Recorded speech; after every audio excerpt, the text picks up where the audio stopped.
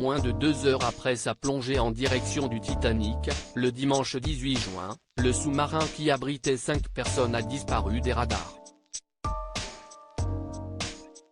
Après de nombreuses heures de recherche dans les profondeurs, les autorités et l'entreprise OceanGate ont officiellement annoncé la mort des passagers dans la soirée de ce jeudi 22 juin. En partant vers cette expédition sous-marine, les victimes étaient malheureusement informées du risque qu'ils prenaient.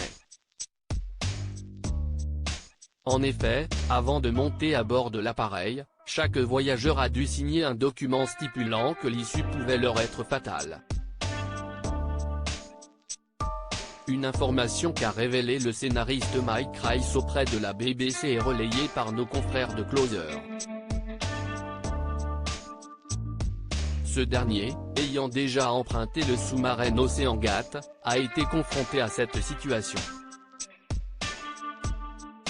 Il faut signer une décharge avant de monter et la mort est mentionnée à 3 reprises en page 1. A déclaré le producteur de la série Les Simpsons. Avant de poursuivre sans langue de bois, ce ne sont pas des vacances en autocar, ça peut mal tourner. Au cours de ce témoignage, Mike Rice a révélé avoir eu quelques sueurs froides lors d'une de ses expéditions. Une fois arrivé dans les fonds sous-marins, le réalisateur de 63 ans a été pris de panique en voyant la boussole qui a cessé de fonctionner. Elle ne faisait que tourner. Nous avons dû nous débattre à l'aveugle au fond de l'océan, sachant que le Titanic était quelque part là-bas. S'est-il remémoré. Un récit glaçant qui en dit long sur les risques qu'ont pris les divers passagers du sous-marin OceanGate. Disparition près du Titanic, 3 enquêtes lancées pour déterminer les causes du drame. Lorsque les premiers débris du sous-marin ont été retrouvés, le Canada n'a pas tardé à ouvrir 2 enquêtes. Dans la première, le Bureau de la sécurité des transports du Canada doit déterminer exactement le déroulé des événements qui se sont produits et ont mené à l'implosion catastrophique du Titan. Quant à la seconde, la Gendarmerie royale du Canada doit vérifier si des lois fédérales et provinciales du pays ont été enfreintes. Si cela est avéré, une action en justice pourra être lancée.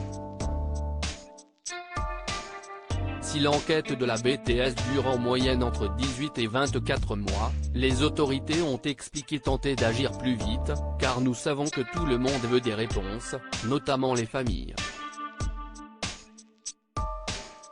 De leur côté, les États-Unis ont également ouvert une enquête pour déterminer les circonstances de cette tragédie. Mon objectif principal est d'empêcher un événement similaire en formulant les recommandations nécessaires pour améliorer la sécurité du secteur maritime dans le monde entier. A déclaré l'enquêteur en chef des gardes-côtes américains Jason Noboe lors d'une conférence à Boston.